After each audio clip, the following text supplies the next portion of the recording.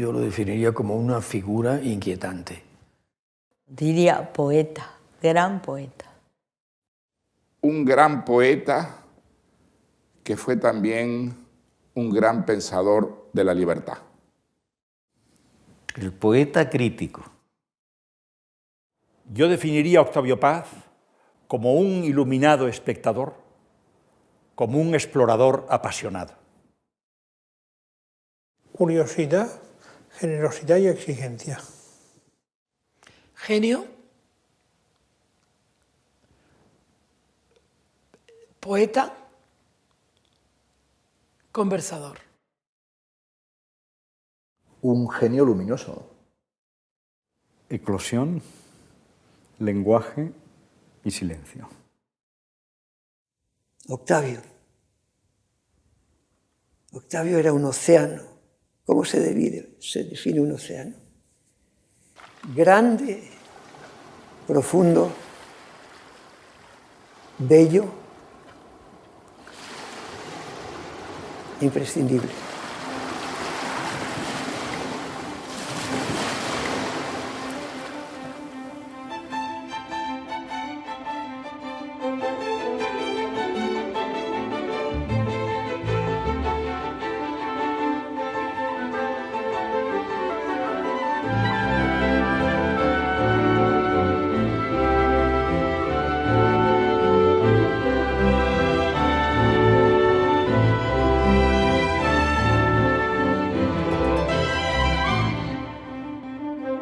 Todos los días cruzamos la misma calle o el mismo jardín.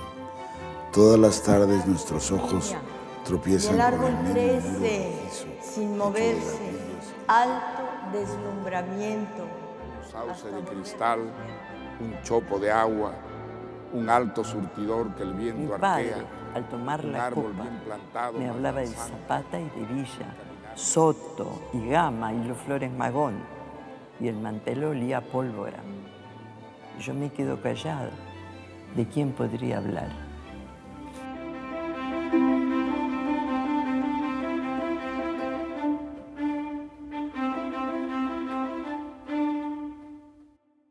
Hay autores que son muy significativos por la obra que dejan y otros autores que, además de su obra, dejan un repertorio de gustos e intereses muy amplio. Es el caso de Jorge Luis Borges en Argentina. Lo mismo ocurre con Octavio Paz, que interesó a los lectores en la cultura de la India como un contraste, un espejo distante de Occidente. Frecuentó el zen y la poesía del haiku, se interesó en el surrealismo, en las vanguardias de América Latina y de otras latitudes. Escribió ensayos luminosos sobre el modernismo, sobre Rubén Darío, sobre Luis Cernuda, Fernando Pessoa, Ramón López Velarde. Dejó un libro maravilloso sobre Sor Juana Inés de la Cruz, la principal escritora del siglo de oro mexicano. Estableció un contraste entre lo que fue la Nueva España y los movimientos sociales actuales. De modo que este diálogo plural de Octavio Paz, con tantos temas del feminismo al erotismo, pasando por la antropología, le dedica un libro a Claude Lévi-Strauss. O sea, sin el catálogo de temas de Octavio Paz, la cultura del idioma creo que sería muchísimo más pobre.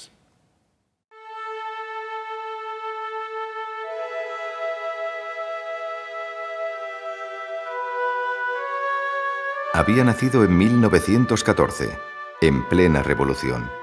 Hijo de padre mexicano y de madre de origen español. Ya en la adolescencia, mientras preparaba el ingreso a la universidad en el Colegio de San Ildefonso, supo que la política y la literatura eran dos facetas del mismo movimiento, lo que marcará su vida y su obra para siempre. A esta hora, los muros rojos de San Ildefonso son negros y respiran. Sol hecho tiempo, tiempo hecho piedra, piedra hecha cuerpo.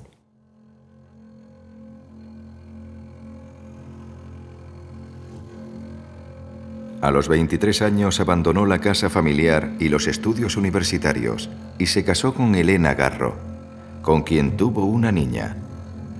las relaciones con esposa e hija fueron casi siempre tormentosas y el matrimonio acabó en divorcio.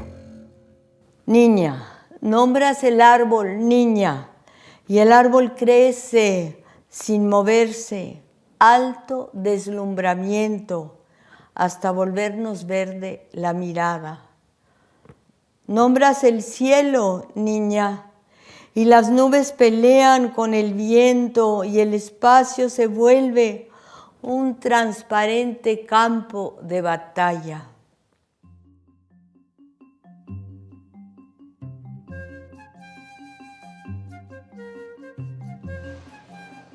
Ese mismo año de 1937 viajó a España, que se encontraba en plena guerra civil, para participar en el segundo Congreso Internacional de Escritores para la Defensa de la Cultura.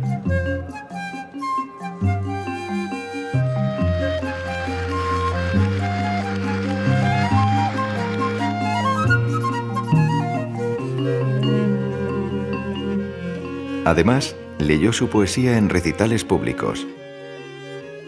Dictó conferencias por la radio y en persona. Escribió artículos a favor de la República. Y Manuel Altolaguirre le publicó el libro Bajo tu clara sombra y otros poemas sobre España. Muchos años después, recordará aquella experiencia en Piedra de Sol, uno de sus grandes poemas. Nombres, sitios, calles y calles, rostros, plazas, calles, estaciones, un parque, cuartos solos, manchas en la pared, alguien se peina, alguien canta a mi lado, alguien se viste, cuartos, lugares, calles, nombres, cuartos. Madrid, 1937. Madrid, 1937. En la Plaza del Ángel las mujeres cosían y cantaban con sus hijos. Después sonó la alarma y hubo gritos, casas arrodilladas en el polvo, torres hendidas, frentes escupidas y el huracán de los motores fijos.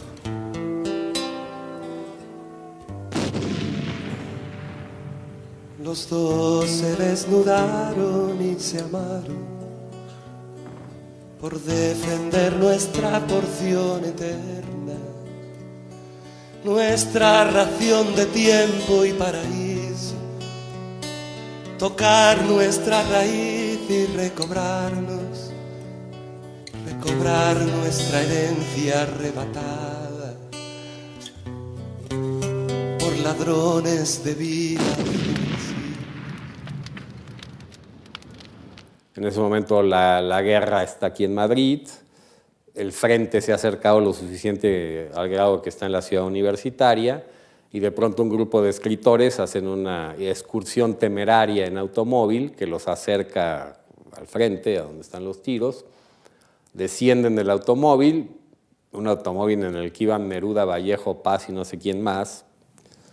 Guillermo Sheridan, uno de los biógrafos de Paz, dice que de haber explotado una bomba ahí se acababa la poesía en lengua española, por lo menos en nuestro lado del Atlántico.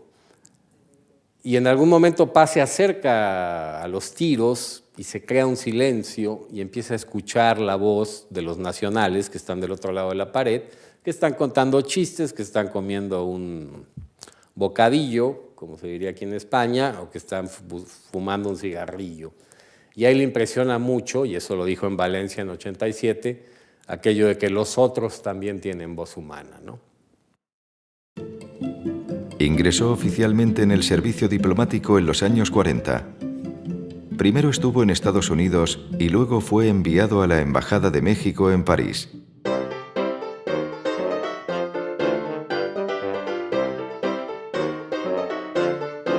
Llegó a París a los 31 años y allí vivió hasta los 39.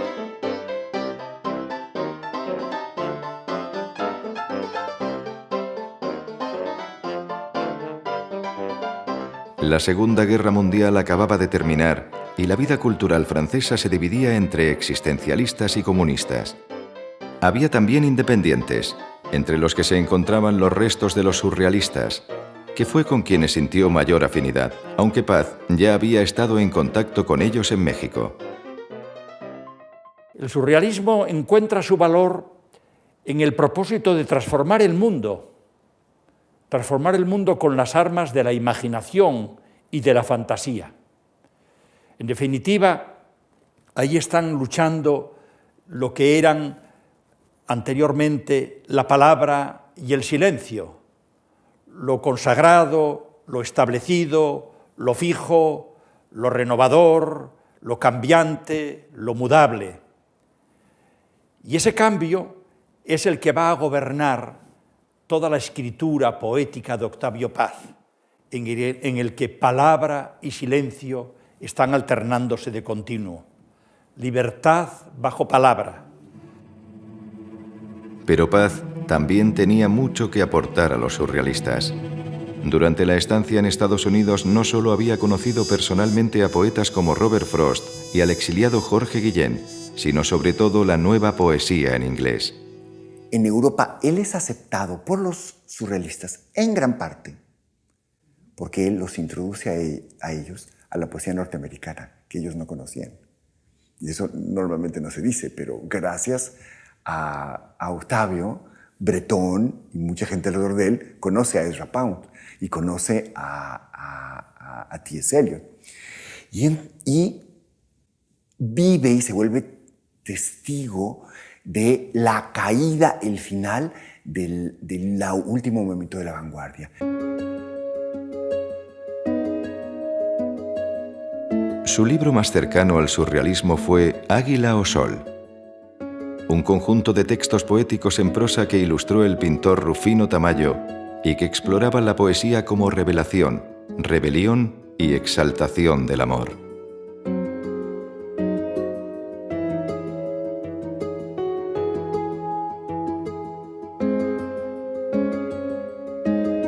Águila o Sol fue también el primer libro que vio traducido a otro idioma, el francés, por sugerencia de André Breton.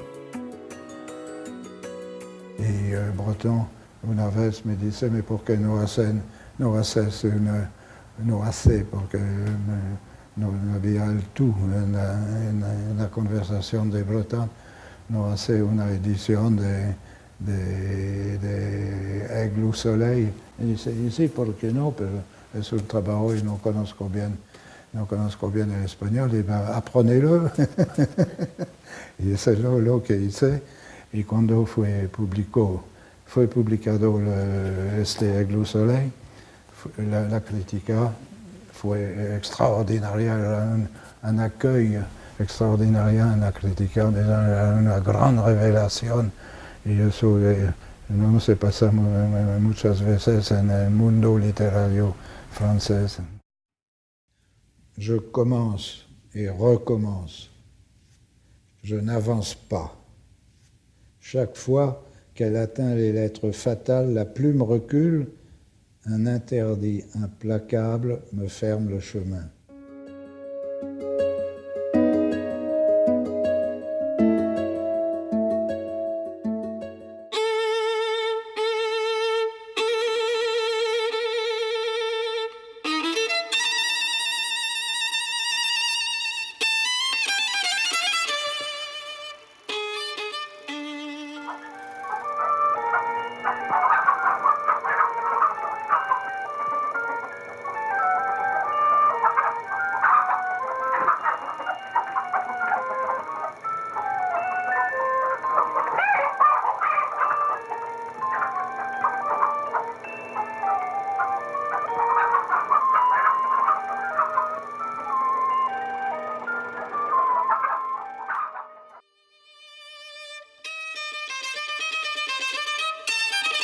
En 1951 se atrevió a promover en el Festival de Cannes Los Olvidados de Luis Buñuel, pese a la contrariedad que la película suscitaba entre las autoridades mexicanas y los comunistas franceses. Ya como funcionario en París, presentan en Cannes la película de Luis Buñuel, Los Olvidados, que hablaba de las zonas marginales de la Ciudad de México, que al gobierno mexicano le parece que no es digna de ser protegida por la embajada porque habla mal de México. Y entonces, ¿qué es lo que él hace? ¿Qué es lo que Octavio hace? Hace un manifiesto que hace que firmen todos sus amigos surrealistas y lo imprime en un panfleto mimeografiado y va y lo reparte a la salida del cine en Cannes. Por las noches, escribía a Buñuel desde la habitación del Hotel de Cannes para darle cuenta de las gestiones.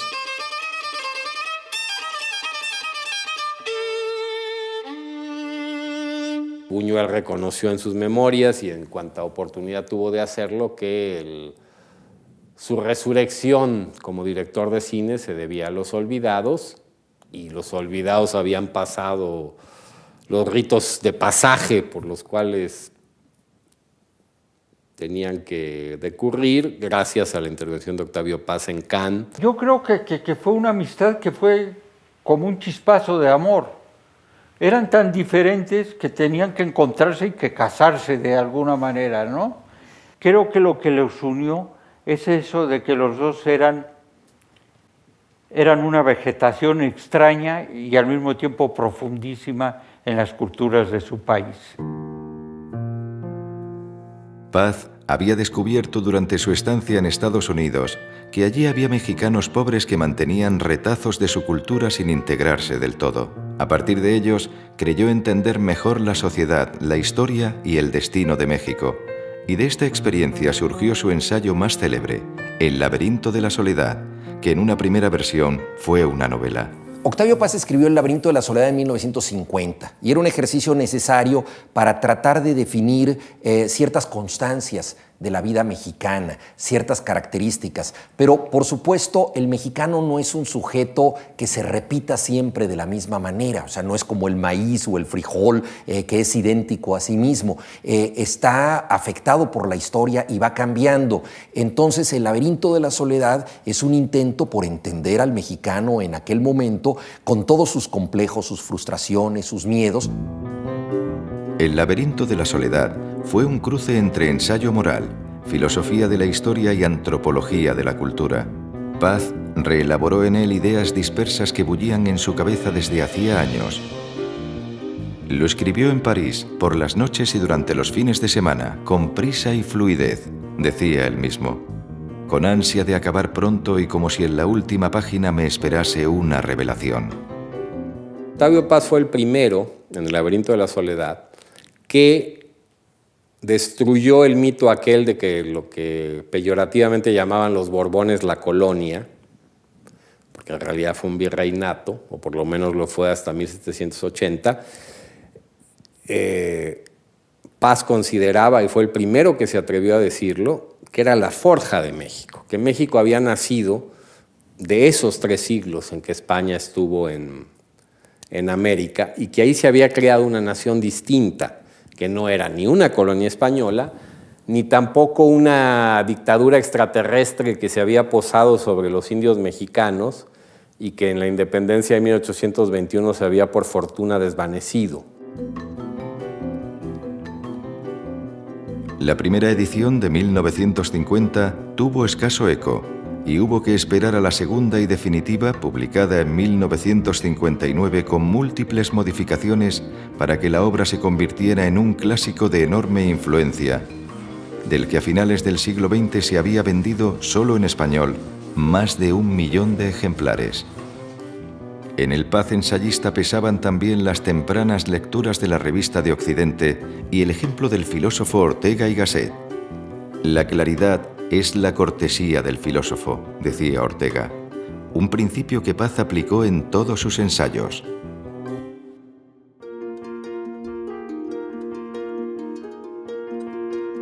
Tras 2 años de estancia en Estados Unidos y 8 en París, regresó a México, donde se incorporó a la Secretaría de Relaciones Exteriores.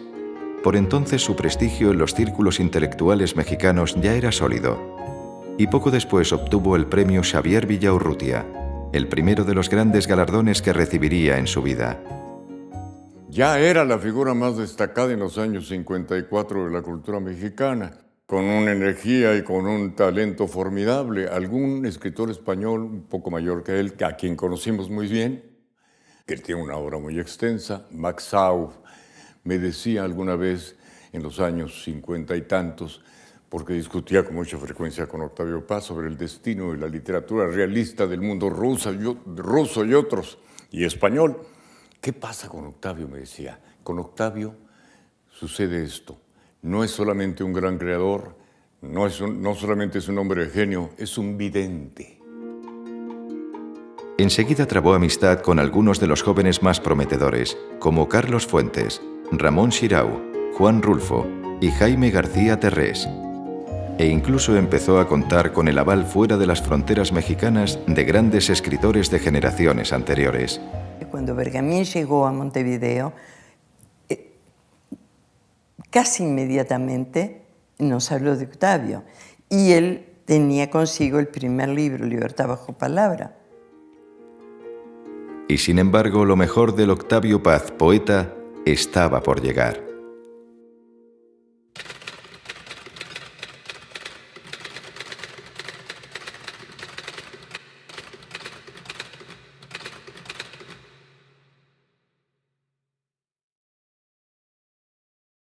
Piedra de Sol es el centro de la obra de Paz. No digo que sea su poema principal, pero a partir de Piedra de Sol, Octavio, un poco tardíamente, pensemos que nació en el 14 y estos de fines de los 50, encuentra una fórmula definitiva, una formulación plena de todo lo que quería decir.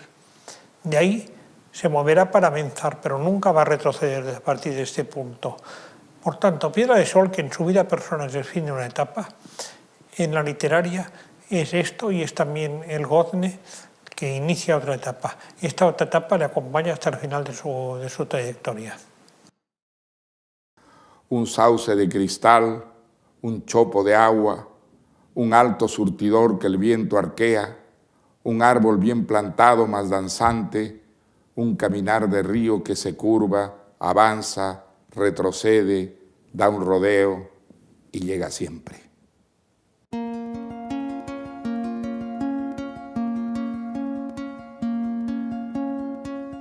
Es un poema, digamos, inaugural, es un poema que ejerce una enorme influencia, está influido desde luego por otros, pero es un poema que ejerce una enorme influencia en todas las nuevas generaciones de poetas en lengua española, no solamente en México.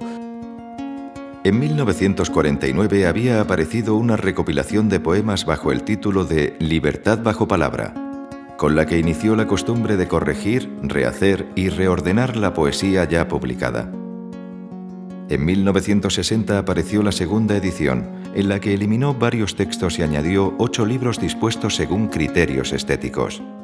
Libertad bajo palabra, que incluye poemas como Entre la piedra y la flor y Piedra de Sol, y que se reeditará más veces con nuevos cambios, es la obra de formación que recoge la poesía escrita y reelaborada entre los 21 y los 44 años.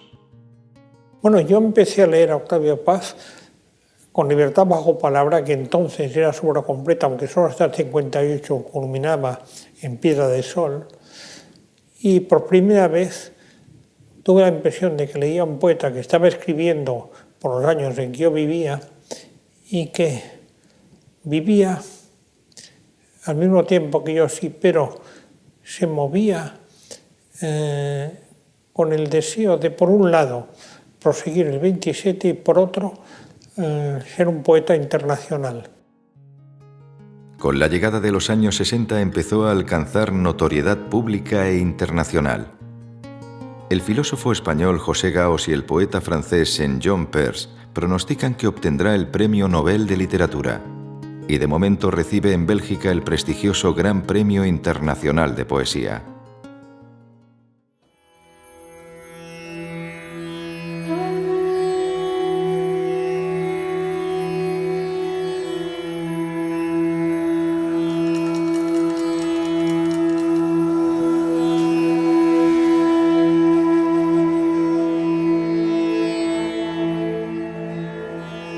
Octavio Paz fue nombrado embajador de México en la India en 1962, pero 11 años antes ya había vivido allí durante unos meses. Aquella primera vez había entrado por Bombay, con la Puerta de la India y el Hotel Taj Mahal al fondo.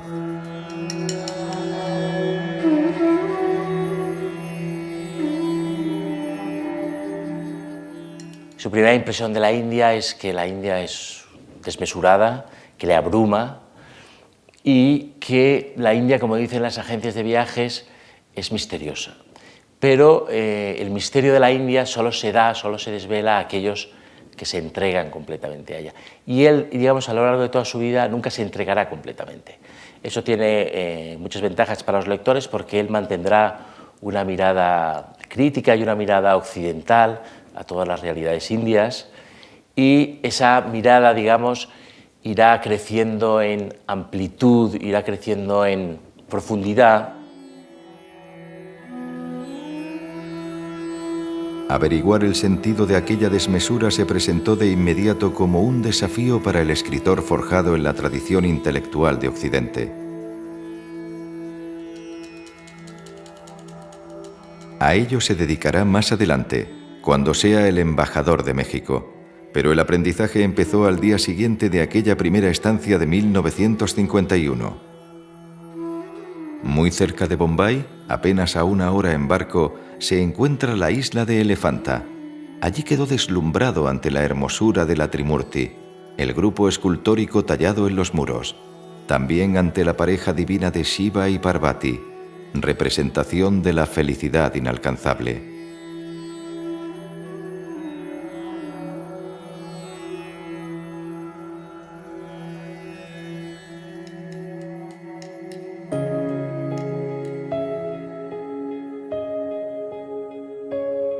Cuando el embajador Octavio Paz llegó a Delhi tenía 48 años y estaba solo.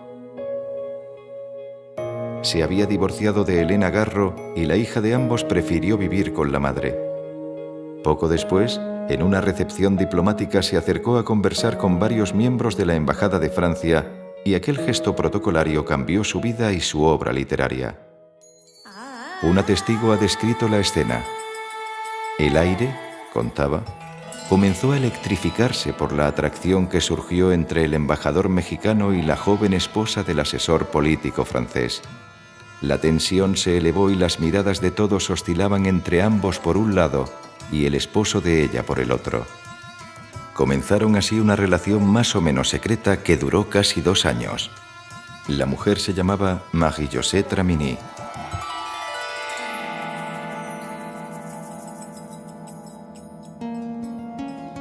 El 1 de septiembre de 1963 se trasladó a una nueva vivienda, situada en lo que entonces era el extremo sur de Delhi.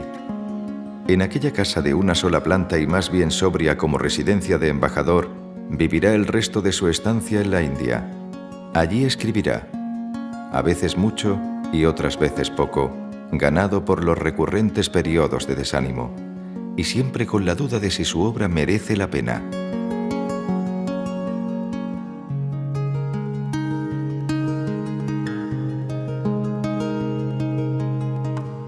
En el verano de 1964 viajó a París y se volvió a encontrar por puro azar con Marie-José.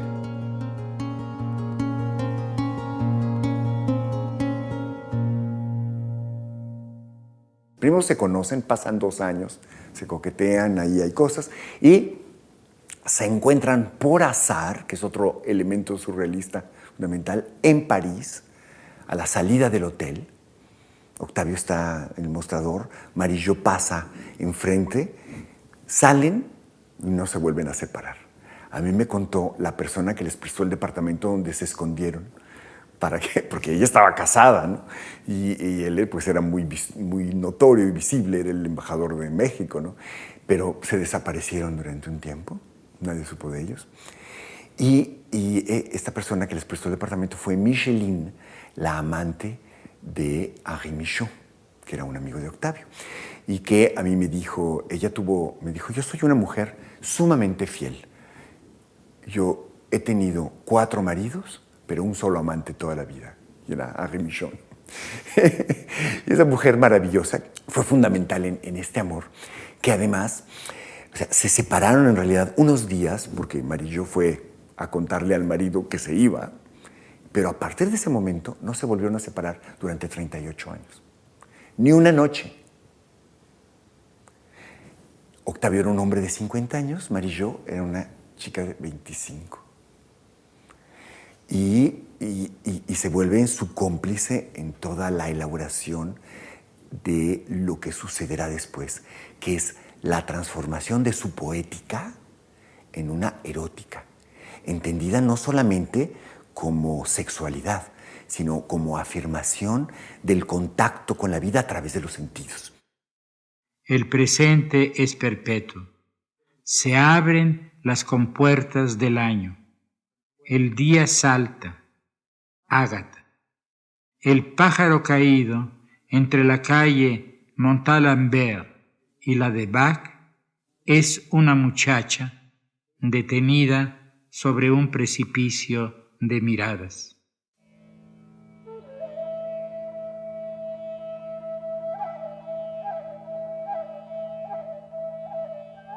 Al regreso a Delhi comenzaron a vivir juntos en la residencia del embajador. Una vida tranquila y hasta casi solitaria, propia de nuevos amantes. También hospedaron a algunos amigos, como al pintor Rufino Tamayo, al escritor Julio Cortázar y a su gran amigo el ensayista Costas Papayoannou.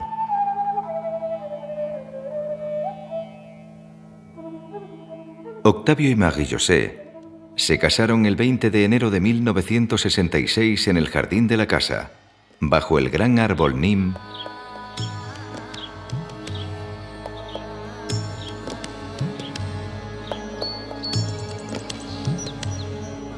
Durante los 6 años de embajador en la India, leyó los textos sagrados sánscritos, hinduistas, budistas y jainistas, así como de las diversas variantes del tantrismo. Leyendo la poesía sánscrita, generalmente a través de traducciones inglesas y francesas, Octavio Paz hace una de las mayores contribuciones al mundo de habla hispana de la riqueza y de la profundidad de esta literatura. Octavio Paz no fue asimilado por los indios, sino que sigue siendo un occidental de pleno derecho, de pies a cabeza, y que, aunque ha incorporado muchos elementos indios en su poesía, él evidentemente es heredero de una tradición moderna muy distinta de esa tradición religiosa antigua que representa Abhinavagupta. Pero la India lo marcará también artística y espiritualmente de manera profunda.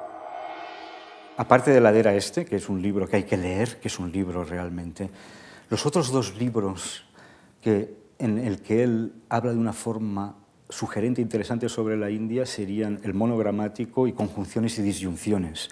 Un libro que me parece capital, porque ahí la comparación entre India y México, 2 países que tienen muchas cosas parecidas a pesar de la distancia, me parece fantástica. Esa comparación en clave poética, no académica sobre todo, del espíritu mexicano y el espíritu indio. Entonces son libros, en cambio, confieso que Vislumbres es un libro que para el que realmente conoce la India no le sirve. Paz siempre sostuvo que un libro de poemas es un diario en el que se fijan ciertos momentos excepcionales.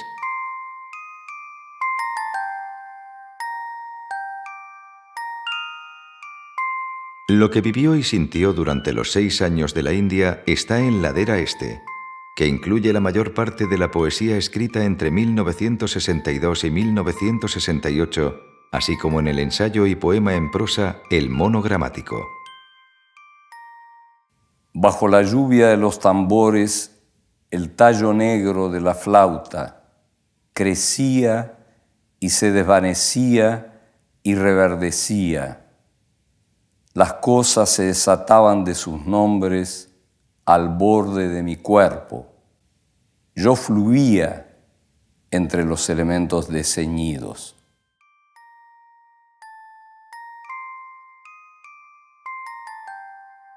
El Ladera Este es el libro donde el hinduismo y el budismo, sobre todo el budismo mahayana, está más presente. Al mismo tiempo, ese descubrimiento del budismo no fue, como ha ocurrido en algunos otros escritores, un despojamiento o una crítica de la realidad, sino una doble tuerca a esa crítica, y finalmente la negación de las apariencias se resuelve siempre en una afirmación erótica. Es uno de los probablemente también de los grandes libros eróticos de Paz y de su tiempo, ¿no? Ahora, el erotismo, naturalmente, unido a una percepción del individuo único. Cuando él habla de esta erotización de su poética, directa o indirectamente, en Vislumbres de la India, él habla de cómo el descubrimiento de la India es el descubrimiento de la importancia de todos los sentidos, de la vista, del olfato, de todos, ¿no? Y eso es la transformación de su poética en erótica, creo yo. Por los ojos entró la escultura, que era la clave de la arquitectura hindú y que será la primera revelación y la más duradera.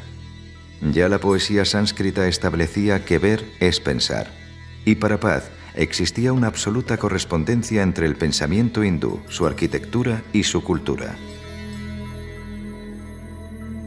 Lo fascinaron las esculturas eróticas de los templos del sur, en las que no hay noción de pecado ni conciencia de transgresión de las normas. El cuerpo es una fuente de sexualidad y por tanto de energía, escribe Paz. Retener el semen, guardarlo y transformarlo en energía psíquica es apoderarse de los grandes poderes naturales y sobrenaturales. Aquel que busca la liberación no ve en su cuerpo un obstáculo, sino un instrumento. Esta idea es muy importante. El cuerpo no es un obstáculo, es un instrumento. Y es un instrumento de liberación.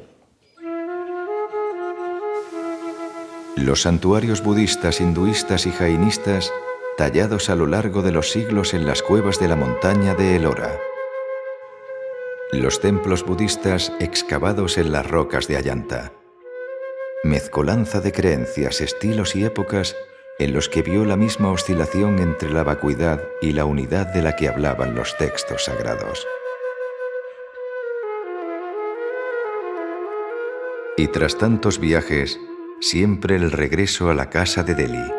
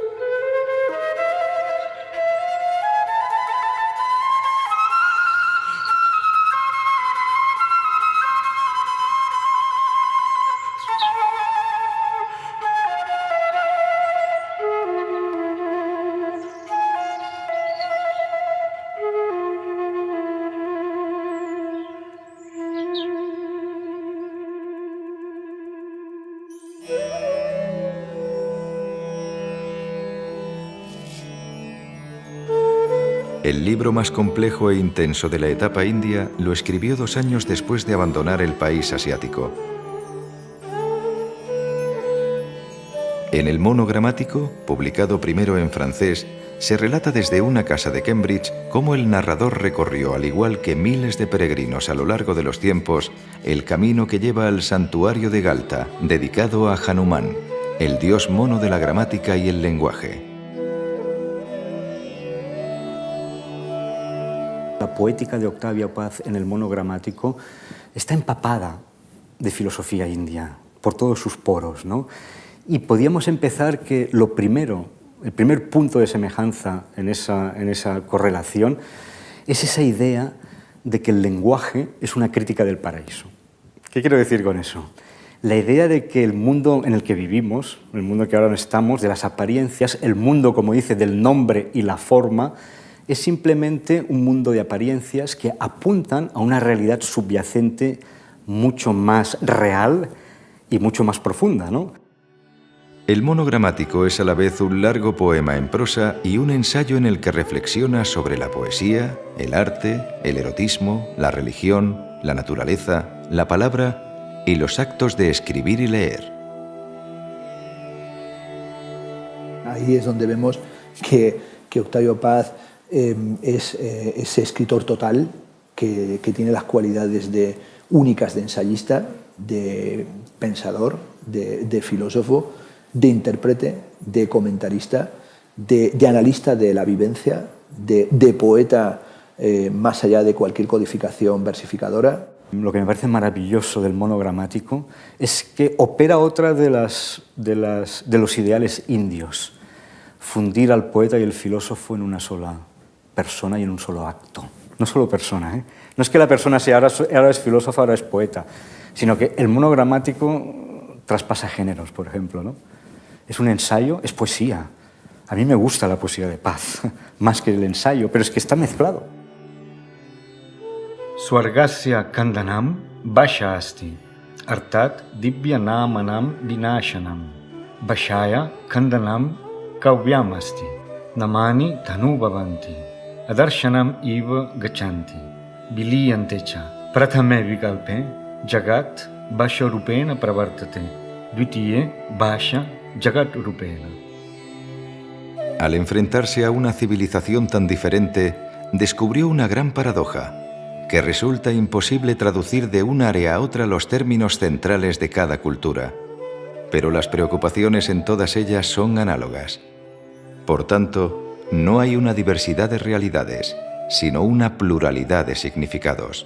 Cuando uno lee el que es uno de los libros de ensayo de las grandes comparaciones entre Oriente y Occidente, que es Conjunciones y Disyunciones, uno se da cuenta de que no hay en él tan solo una voluntad reapropiativa, es decir, no hay una voluntad colonizadora, es decir, tenemos que ir a descubrir al otro, el otro es un salvaje y el otro nos va a aportar una suerte de vivacidad mística que nos va a permitir presentarnos en sociedad con un nuevo ropaje, con un nuevo disfraz. No, en el caso de Octavio Paz, incluso en su propia experiencia vital, en su propio periplo diplomático textual, el viaje a Oriente yo creo que no es un viaje anecdótico, ni un viaje melancólico, ni una anécdota turística, sino que es una experiencia de asimilación increíble. Penetra de una manera, digamos, estética. Él tiene miedo a meterse, pero bueno, es algo muy natural, que hemos sentido todos. Y él piensa que no es una actitud legítima. Es decir, que uno ha nacido en una cultura y uno tiene que profundizar desde su propia cultura en otras culturas y saber, digamos, ver con los ojos del otro, pero no necesariamente convertirse en el otro, ¿no? Para mí no era un gran conocedor de la India. Uno no se hace conocedor de la India con 4 años, pero tenía para mí una intuición poética, que es lo que hace que sus observaciones sobre la India sean tan significativas para nosotros. Es la propia visión del poeta, esa mirada, en cierta manera, volcada sobre el mismo lenguaje que le permite ver cosas que incluso a veces especialistas sobre la India no ven, ¿no? Durante la segunda mitad de los años 60 orientó su obra hacia la experimentación poética y en 1967 apareció Blanco, un nuevo poema extenso que constituyó su experimento más ambicioso y radical. Para Paz, la disposición de Blanco diseñada por Vicente Rojo constituía ya una primera lectura del texto. Entonces yo colaboraba entonces también con Joaquín Díez Canedo y me pidió que lo ayudara o que hiciéramos juntos, que interpretáramos las ideas tan concretas de Octavio, es decir, que las lleváramos al papel. Así lo hicimos entre los dos. Al final, Joaquín me dijo, vamos a firmar tú y yo como diseñadores, como tipógrafos. Yo veía que la cara, Joaquín era gente muy discreta y yo también. Entonces yo dije, mira, a mí me parece que Octavio ha dado señales muy precisas, indicaciones muy precisas y creo que no debemos firmarlo, sino que es un proyecto que él ha hecho que nosotros hemos interpretado de acuerdo a sus ideas, ¿no? Con la mayor eficacia y precisión posible. Esa fue la colaboración con Blanco. Tenía ahora aquí el facsímil, cómo se despliega y cómo avanzando y cómo los textos corren en paralelo, pero también se van cruzando. Y yo creo que es una obra que no me atrevería a calificarla, sino como auténtica obra maestra de la poesía, ¿no? Es una de esas obras que pienso que se sitúan ahí, en el en la estela de los mencionados textos de Eliot de la Tierra Baldía, de los cantos pisanos, de los cantos de Rapin, de la Anábasis de Saint John Perse. Es decir, es un poema que sintetiza la mayor parte de las preocupaciones de Octavio Paz, y pienso que hay casi, para mí por lo menos, un antes y un después.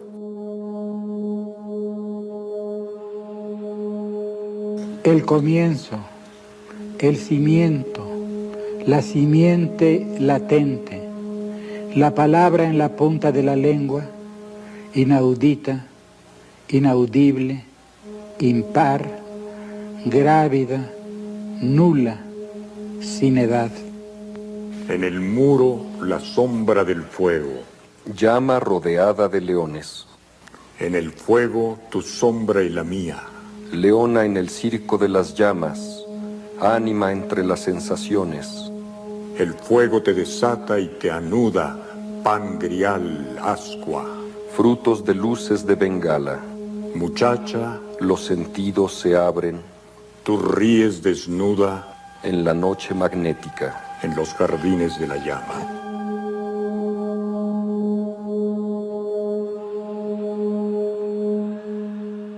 Por el tiempo en que fue escrito, en 1966, en la India, ya no había vanguardia. Por lo tanto, ese poema, en términos de fecha, es un homenaje a la vanguardia. Si es un homenaje a la vanguardia, puede ser considerado como un poema paródico, en el sentido de lo que es la parodia. Parodia no es burla, ni escarnio, ni ironía. Parodia es, etimológicamente, canto paralelo. Ahora yo podría preguntar, ¿pero canto paralelo a qué? Si está fuera de tiempo. Digo, no hay el otro que implica el paralelismo, ya no está históricamente considerado. Además de Blanco, acometió otros experimentos poéticos, como Brindavan.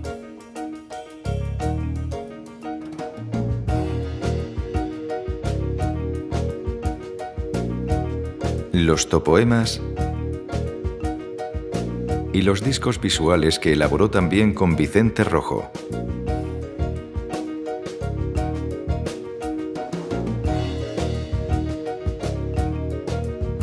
Al igual que el ensayo Duchamp o El castillo de la pureza, un libro maleta que contenía materiales y textos diversos dentro de una caja.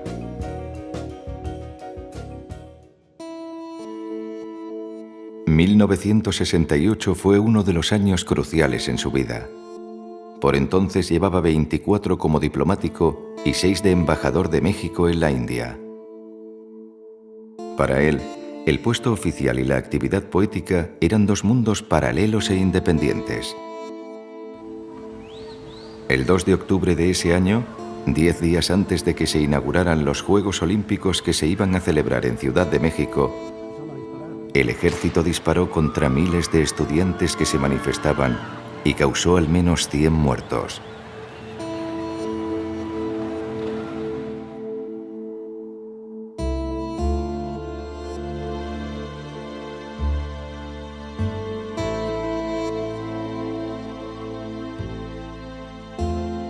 Paz dimitió como embajador y la renuncia lo convirtió para muchos en un héroe.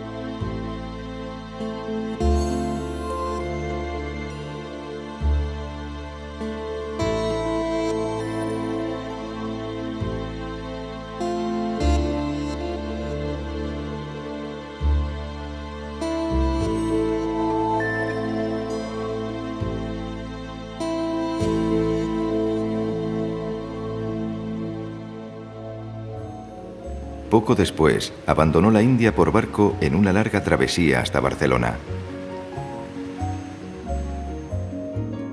A partir de entonces, llevó una vida itinerante invitado por universidades, en especial de Europa y América, para dictar cursos y conferencias. Y al poco tiempo, se instaló en México ya para siempre. Estamos rodeados. He vuelto a donde empecé. ¿Gané o perdí? Preguntas, ¿qué leyes rigen éxito y fracaso?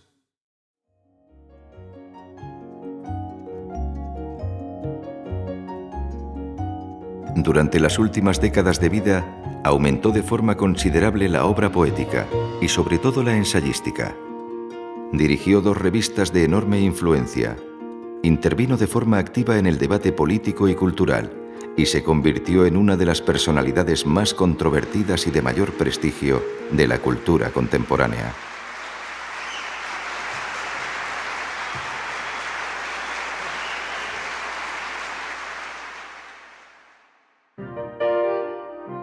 Gran parte del diálogo con su país y con la cultura contemporánea lo desarrolló por medio de las revistas. Primero con Plural, y luego con una nueva revista que fundó gracias a las aportaciones económicas de un grupo de amigos y que llevaba el mismo nombre del último libro de poesía que había publicado. La revista Vuelta apareció en diciembre de 1976 y cerró 4 meses después de la muerte del escritor. El subdirector era el ensayista Enrique Krause. No había día a día con la revista con Paz. Paz estaba en su casa, pero se interesaba por la revista mucho y llamaba por teléfono. Llamaba y decía, Krause, tome nota. Y ahí se lo ponía enfermo a Krause.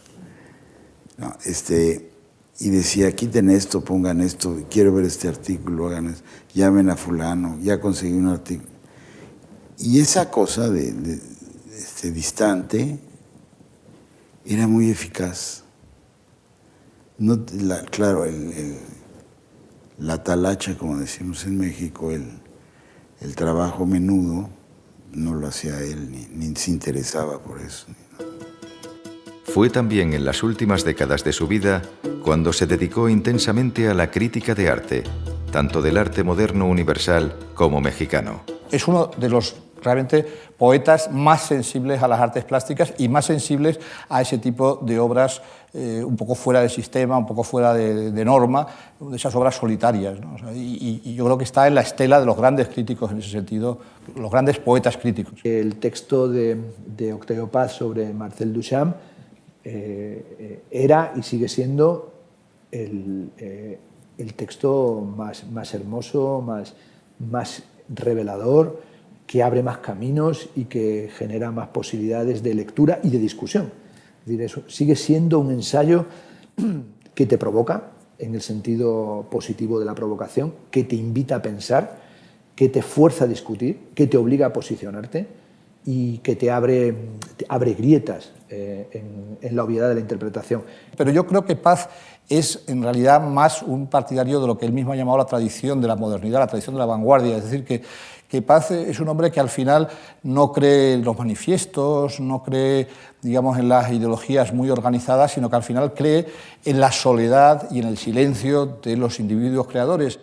Bueno, yo creo que Octavio Paz es uno de los más grandes críticos de arte que ha habido en nuestra lengua, de una penetración, de una capacidad, de una lucidez, también de una versatilidad para aproximarse a artistas de muy distinto contexto, desde pintores figurativos a pintores abstractos, desde las vanguardias hasta los años 60-70 y sobre todo con un ojo clínico.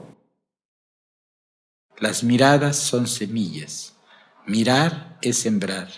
Miró trabaja como un jardinero y con sus 7 manos traza, incansable, círculo y rabo, O y A, la gran exclamación con que todos los días comienza el mundo. En la edición definitiva de las obras completas, los escritos sobre arte ocupan 1000 páginas bajo el título de Los privilegios de la vista.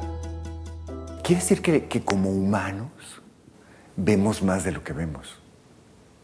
Si tú lo ves con la mirada del poeta. Octavio Paz sintió siempre la necesidad de explicar el porqué de la poesía. Para él, toda civilización posee un cuerpo poético formado por poemas y por reglas para componerlos. Unas reglas que exponen también una filosofía o una teología. A desentrañar esas reglas dedicó 3 libros que se acompasan con su propia obra poética. Todos los días cruzamos la misma calle o el mismo jardín. Todas las tardes nuestros ojos tropiezan con el mismo muro rojizo hecho de ladrillos y tiempo urbano. De pronto, un día cualquiera, la calle da otro mundo. El jardín acaba de nacer. El muro fatigado se cubre de signos.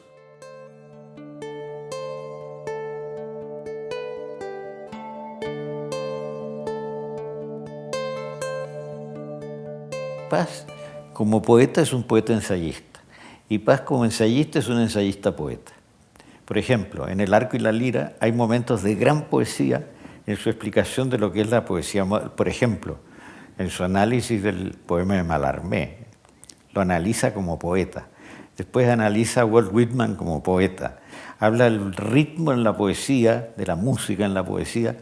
Bueno, es un poeta. Y en la poesía es un poeta que piensa, que introduce ideas. Muchas veces ideas profundamente contradictorias. En los años 70 y 80 publicó 3 de sus grandes obras poéticas: el poema extenso Pasado en Claro y los libros Vuelta y Árbol adentro. Y ahí empieza la etapa más, no la más compleja quizás, pero la más disfrutable de su poesía, que es los poemas memoriosos de los años 70. Sobre todo Pasado en Claro, Nocturno de San Ildefonso, mucho tiempo después Carta de Creencia, que es un poco un Paz ya muy maduro, contando poéticamente su propia vida, ¿no? Pasado en Claro es una de sus obras más personales. Es la revisión y esclarecimiento de la infancia y primera adolescencia, porque para él la poesía era un recurso contra el olvido, la memoria creadora que transfigura momentos públicos o secretos de una vida. Mis palabras, al hablar de la casa, se agrietan. Cuartos y cuartos habitados solo por sus fantasmas, solo por el rencor de los mayores, habitados, familias.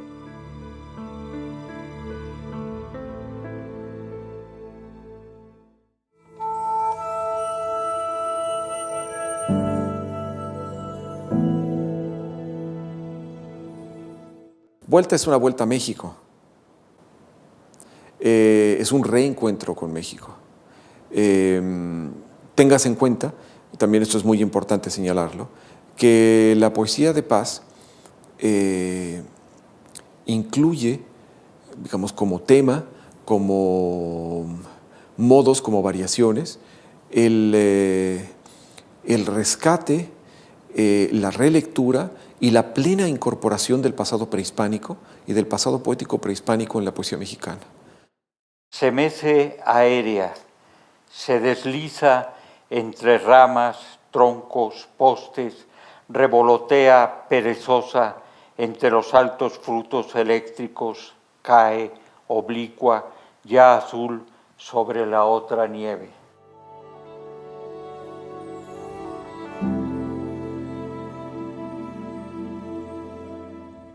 Y al final, el último libro formal de Paz de poesía, que es Árbol adentro, que sale en 1987, es un libro muy rico. Hay quien dice con razón que poco atendido, porque ya es el libro de un clásico que estaba a punto de ganar el premio Nobel, donde hay poemas breves que seguramente sobrevivirán mientras sobreviva la poesía. Creció en mi frente un árbol. Creció hacia adentro, sus raíces son venas, nervios sus ramas, sus confujos follajes pensamientos, tus miradas lo encienden y sus frutos de sombra son naranjas de sangre, son granadas de lumbre.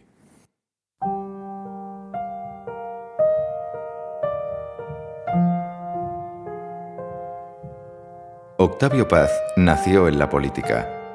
Con un abuelo liberal y un padre zapatista, la política lo apasionó toda su vida.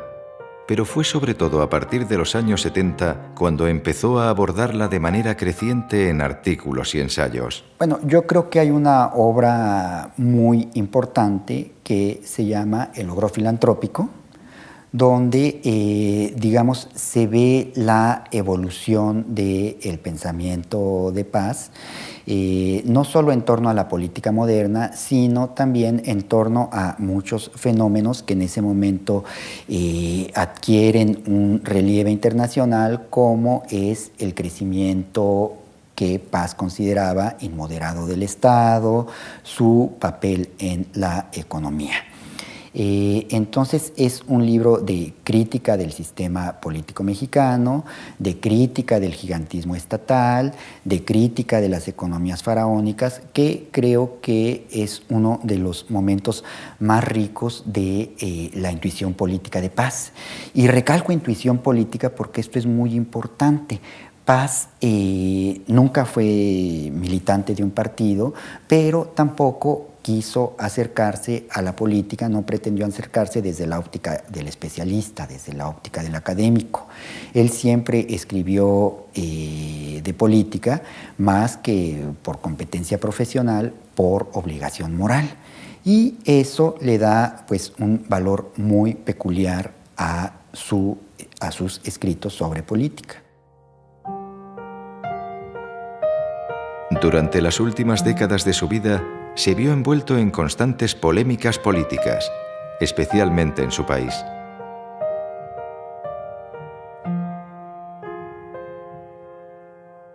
Uno de los momentos más amargos ocurrió en 1984, cuando fue quemado en efigie ante la Embajada de Estados Unidos en México, tras el discurso que pronunció en Frankfurt al recibir el premio de los libreros alemanes. Paz estaba en ese momento en Tokio. Le impresionó mucho que ocurriera eso. Le pareció algo de malfario, digamos. Lo trastornó. Aunque en sus cartas él trata de verlo como algo chistoso. Y muy poca gente dijo nada. Y uno de los que no dijo una palabra fue Carlos Fuentes. Ideas rojas, verdes, pardas, enjambre de moscas, las ideas se comieron a los dioses se volvieron ideas, grandes vejigas de bilis, las vejigas reventaron, los ídolos estallaron, pudrición de dioses, fue muladar el sagrario, el muladar fue criadero, brotaron ideas armadas.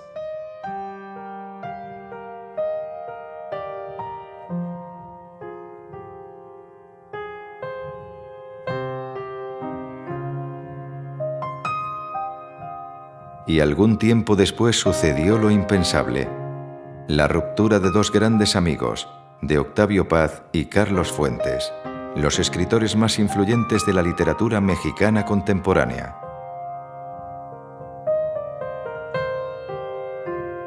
En la revista Vuelta apareció un largo artículo del subdirector Enrique Krause titulado La comedia mexicana de Carlos Fuentes.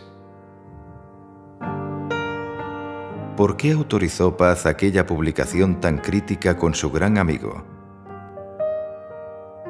Entonces, según me dijo María José Paz, la viuda de Octavio, que para Octavio fue un gran dolor el silencio de Fuentes ante ese hecho. En un momento en que ya estaban distanciados políticamente, pero seguían llevando una relación cordial.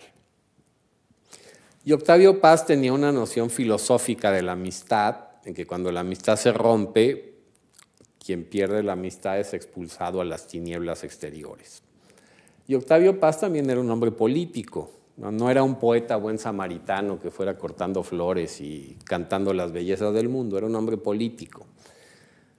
Entonces yo creo que después de este hecho emocional, él tomó la decisión política de romper con Fuentes.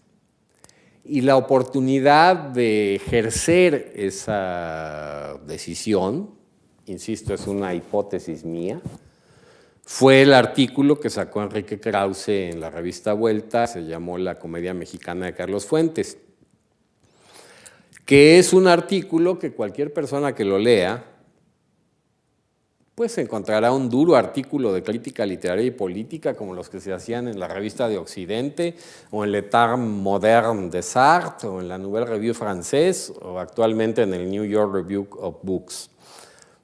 Es eso. Pero en México se armó un escándalo. Si yo he visto a una persona admirar, amar, a reverenciar a Octavio Paz, ese fue Carlos Fuentes. Entonces me dolió muchísimo por Carlos Fuentes porque sé que para él esta ruptura debe haber sido terrible. Una polémica tras otra, defensores acérrimos que lo idolatraban y adversarios aguerridos que lo detestaban hasta llegar a la difamación y el insulto. Octavio Paz estaba en contra de la idea del intelectual comprometido, tal y como la entendió Jean-Paul Sartre, en el sentido de que se oponía al intelectual de partido, de iglesia, de ideología programática. Él creía en el intelectual independiente, en el intelectual libre y en interrogar la realidad desde esa perspectiva. Entonces, como Voltaire, por ejemplo, fue alguien al que le interesaba mucho intervenir en la cosa pública, pero siempre desde una mirada personal, nunca bajo una consigna. Por supuesto que podía coincidir tangencialmente con ideas, con corrientes, con movimientos. Fue una persona muy cercana a la izquierda, defendió la causa republicana, se acercó al feminismo, luego fue un crítico de los totalitarismos y especialmente del Gulag y la represión en el socialismo totalitario. Entonces tuvo coincidencias, simpatías y diferencias con movimientos sociales, pero siempre desde una perspectiva única, eminentemente personal. Yo creo que esto es lo que lo distingue. Yo quisiera comentar brevemente Un mes antes de ser galardonado con el Premio Nobel, organizó un coloquio sobre la libertad en el siglo XX patrocinado por Televisa, la cadena de televisión más cercana al PRI, el partido que llevaba 61 años en el poder. En una apasionada intervención, Mario Vargas Llosa tildó el régimen mexicano de dictadura perfecta. México es la dictadura perfecta.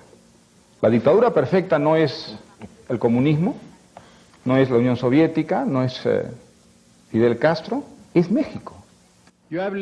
Paz estaba en desacuerdo. Le replicó que en México no había dictadura, sino un sistema hegemónico de dominación. No se puede hablar de dictadura.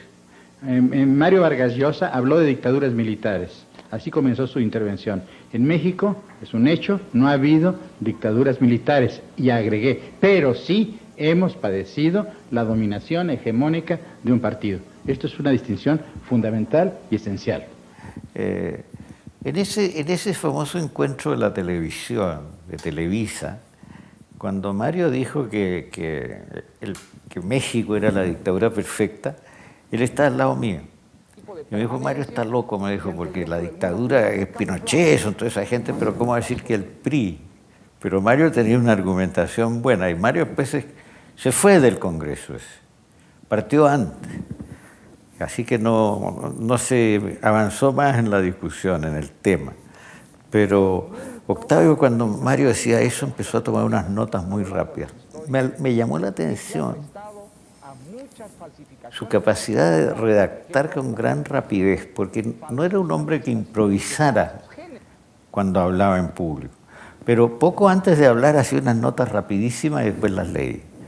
Así que era un redactor rápido y un organizador del pensamiento, eso sí, muy eficaz. Tuvimos una muy buena relación, pero a él no le gustó que yo dijera eso en un encuentro organizado por él mismo. Él tenía en ese momento la idea de que la democratización de México iba a venir a través del PRI, que el PRI se iba a ir abriendo, se iba a ir democratizando internamente y que eso poco a poco democratizaría al país. Yo creo que era una idea equivocada, creo que se demostró luego que era equivocada, pero en ese momento él lo creía así, de tal manera que ahí tuvimos un pequeño desacuerdo. Pero él era un hombre tolerante y comprensivo con quienes no coincidían enteramente con él. Yo creo que en lo esencial coincidíamos muy de cerca y yo le debo mucho y muchas de las cosas que yo creo las aprendí leyendo a Octavio Paz. Tuvimos un pequeño desencuentro, pero que no afectó para nada una amistad que nos unió hasta el fin. Había escrito en varias ocasiones sobre Sor Juana Inés de la Cruz, la monja poeta mexicana de la segunda mitad del siglo XVII. Pero fue en 1975 cuando se decidió a acometer la redacción de un libro que fuera simultáneamente historia, biografía y crítica literaria. Un monumental estudio que, en medio de abandonos y desánimos, publicó finalmente 7 años más tarde. Creo que toda la obra de Octavio Paz es muy importante, pero ese libro en especial me parece a mí un modelo de crítica literaria, porque no solamente describe con gran conocimiento la importancia de la poesía de Sor Juana Inés, sino que además revive el contexto en el que ella escribió, y creo que es uno de los murales más vívidos, persuasivos, informativos sobre lo que fue la vida en la colonia en México y en general en toda la América española. El libro es un modelo porque además de explicar el caso extraordinario de una gran poetisa, muestra el contexto en el que ese talento se desarrolló y también las enormes dificultades que para una mujer de ese tiempo significaba adquirir la cultura que adquirió Sor Juana Inés y poder desarrollar una obra de la importancia que ella tiene, ¿no? Creo que la obra de Paz es muy importante, toda ella, pero si tuviera que quedarme con un libro, quizá me quedaría con Las trampas de la fe. Octavio Paz tradujo de manera dispersa pero continua a lo largo de los años, porque para él los grandes periodos creadores procedían del entrecruzamiento de diferentes tradiciones poéticas, fruto unas veces de la imitación y otras de la traducción. Gran parte de la mejor poesía de Paz está en sus traducciones. Me gustan mucho las traducciones suyas japonesas, ¿no? Porque él tenía una capacidad para el haiku bastante notable, ¿no? Que no es la seguidilla, ¿no? Como muchas veces se ha traducido como si fuera una copla. Pero la poesía, por ejemplo, de Wang Wei, ¿no? Hecha por Paz, son realmente prodigiosas, ¿no? Uno cuando lee esas traducciones realmente siente que la poesía de Wang Wei es de nuestros días. Sabe que es algo que de otro tiempo, pero está en nuestros días.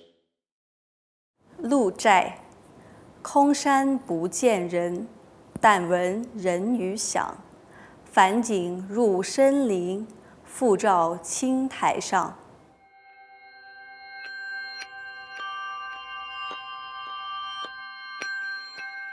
Para mí es una versión impecable porque se capta el espíritu original de poesía, de poema, sin empeñarse una traducción literal. No sé, solo que eso corresponde también a su teoría, su idea de traducción. El 11 de octubre de 1990, cuando se encontraba en Nueva York alojado en el Hotel Drake, recibió una llamada. Le acababan de otorgar el Premio Nobel de Literatura. Tenía 76 años. Querido Octavio Paz, me ha correspondido presentar su labor literaria en unos pocos minutos. Es como intentar introducir a la fuerza todo un continente en una cáscara de nuez. Para entonces, y sobre todo desde hacía 2 décadas, ya había recibido una veintena de galardones, entre ellos los premios Príncipe de Asturias y Cervantes, así como infinidad de distinciones y doctorados honoris causa. El premio Cervantes, al escoger a este o aquel escritor de nuestro idioma, sin distinción de nacionalidad, afirma cada año la realidad de nuestra literatura. Unos años después, Harold Bloom lo incluyó entre los 100 genios de la historia de la literatura. Yo he pensado que el Montaigne de la lengua española ha sido Octavio Paz, en ese aspecto, en el no fanatismo, el no dogmatismo, la enorme capacidad crítica y la capacidad de revisar y de cambiar sus opiniones. A nivel personal, yo recuerdo la voz de Octavio Paz. A mí la voz de Octavio Paz, me acuerdo de ella a menudo, su manera encantatoria un poco de leer su propia poesía, de dejar flotar, digamos, un poco en el aire un nombre de alguien que él admiraba también. El ego de Octavio Paz es legendario porque todo el mundo lo vivió de cerca, en su revista, en sus conferencias, en sus diálogos, en sus enfados, en sus reconciliaciones, ¿no? El ego estaba en realidad mitigado por el ingenio. Había una característica, sí, ella estaba una muletilla en su manera de hablar. ¿Estás de acuerdo? ¿Te parece? ¿Es así? Siempre preguntaba. Afirmaba, pero preguntaba. Paz era un polemista temible, colérico, con muchísimo ingenio. Durante muchos años yo escribía pensando, sobre todo, qué pensaría Paz de mí. Era un hombre infinitamente curioso. Era una especie de gatito, de esos que se mete por todos lados. Al principio no se vestía tan bien como al final, porque siempre era muy delgado, entonces siempre le sobraba un pedazo así de cinturón muy grande. Era un hombre muy cálido, con unos ojos azules muy acogedores, y luego era una gente que siempre estaba retando a los demás para que hicieran algo, desafiaba, decía que no puedes, a que no dices, a ver, haz un haiku, y su conversación pues era un surtidero de ideas, era un geyser, ¿no? Una maravilla. También le gustaban mucho las mujeres. Durante los últimos años de su vida dedicó un gran esfuerzo a elaborar las obras completas. Porque hablando de esa posible antología de poemas, de libros que yo le proponía, esa posible selección que queríamos publicar, él quiso entrar más en detalles y dijo, ¿en qué piensa usted? Saqué mi lista y dije, pues en esto, en esto, en esto. Y en un momento determinado, él me interrumpió para preguntarme con esos ojos claros que tenía, siempre asombrados, ¿no estará usted hablando, en lugar de una selección de mis obras completas? Y entonces me sorprendió tanto esa pregunta que le hice una contrapregunta y le dije, ¿pero es que sería posible pensar en ellas? Y él me dijo, ¿por qué no? Todavía no han sido editadas. Y entonces le dije, don Octavio, sería un premio de mi vida por editar su obra completa.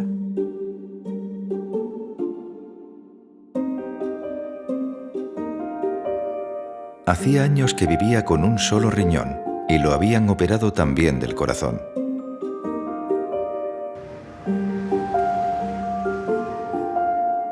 Y cuando un cortocircuito provocó un incendio en el apartamento del Paseo de la Reforma, su delicada salud se quebrantó aún más.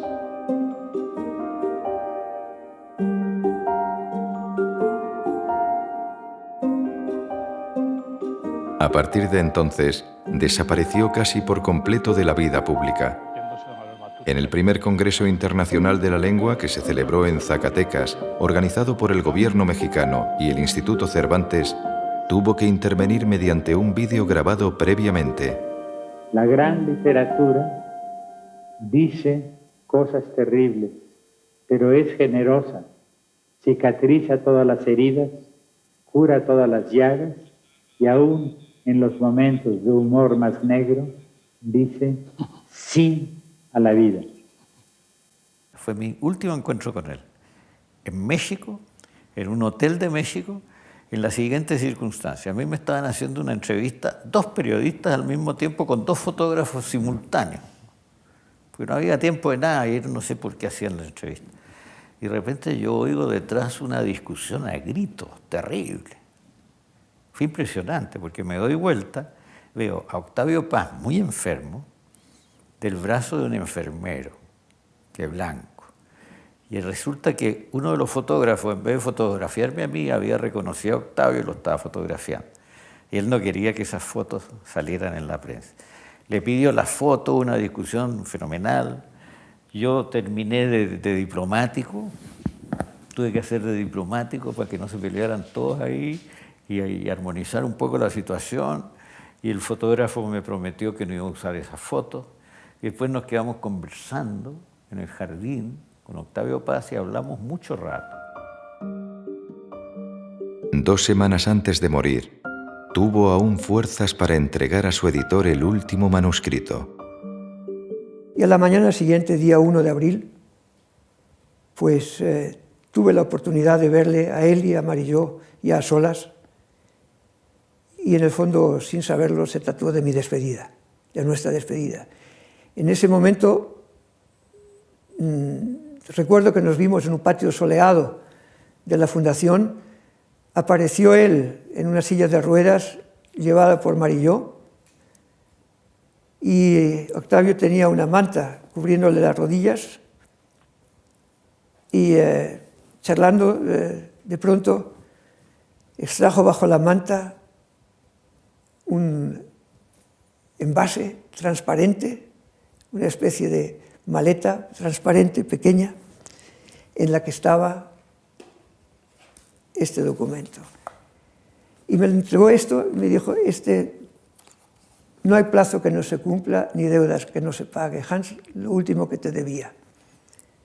En realidad se lo debía a Marilló, pero como siempre durante años veníamos hablando de eso. Eran los últimos 12 poemas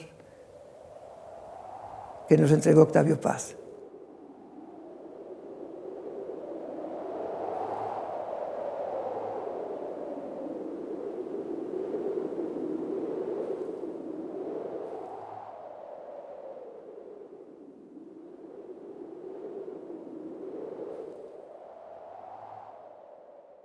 Aquí, mis pasos en esta calle resuenan en otra calle, donde oigo mis pasos pasar en esta calle, donde solo es real la niebla.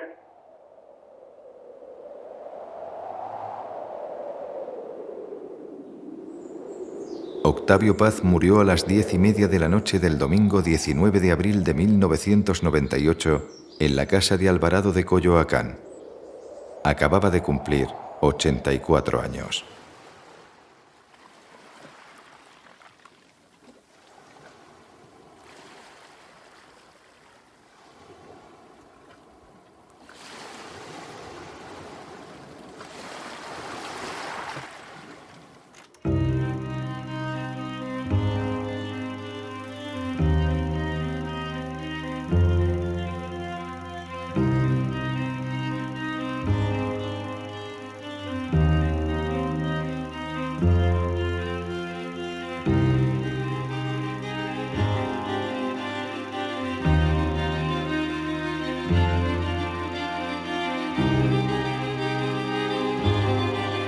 Sauce de cristal, un chopo de agua, un alto surtidor que el viento arquea, un árbol bien plantado más danzante, un caminar de río que se curva, avanza, retrocede.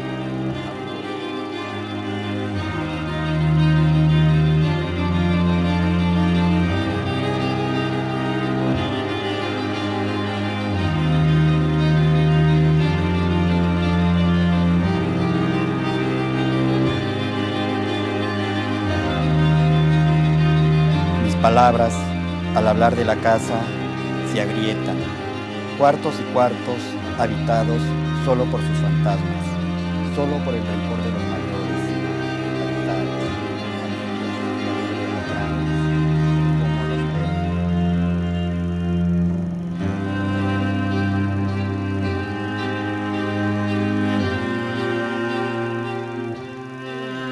Nombras el árbol, niña. Y el árbol crece sin moverse, alto deslumbramiento, hasta volvernos verde la mirada. Nombras el cielo, niña, y las nubes pelean.